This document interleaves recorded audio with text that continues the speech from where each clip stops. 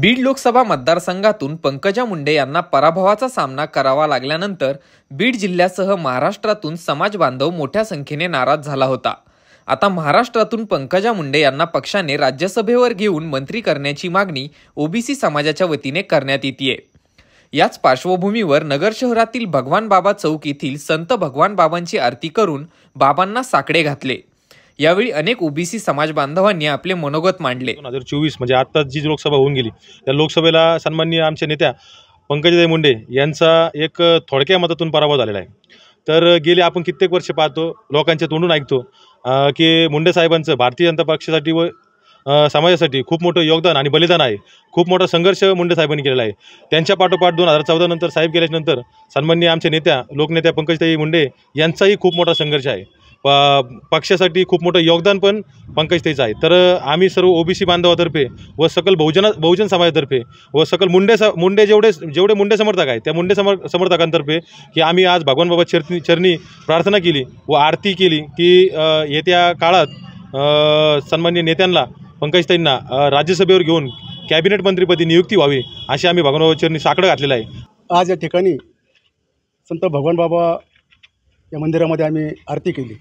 आरती यासाठी केली की आपल्या लोकनेत्या पंकजाताई मुंडे यांना भाजपानं यांचं कुठेतरी पुनर्वसन करावं यासाठी आरती केलेली आहे। कारण तमाम ओबीसी समाज या महाराष्ट्रामध्ये त्यांच्या पराजयामुळं व्यथित झालेला आहे। कितीतरी आत्महत्या झाल्यात त्या पराजय झाल्यामुळं, आणि इथून पुढे सुद्धा आत्महत्या होऊ नये असं जर सरकारला वाटत असेल तर सरकारने याची दखल घेतलीच पाहिजे आणि त्यांचं पुन्हा एकदा पुनर्वसन करून या महाराष्ट्रामध्ये ओबीसीला न्याय दिला पाहिजे। कारण गोपीनाथ मुंडे साहेबांचं या महाराष्ट्रामध्ये खूप मोठं योगदान आहे। ठीक आहे, एखादा पराजय झाला म्हणून त्यांना सत्तेपासून बाजूला ठेवणं हे चुकीचं आहे। आणि भाजपला आम्ही या ठिकाणी भगवान बाबाच्या चरणी प्रार्थना केली की भाजपांच्या नेत्यांना सद्बुद्धी मिळो आणि त्यांना या ठिकाणी खासदार करून मंत्रिपद मिळवं।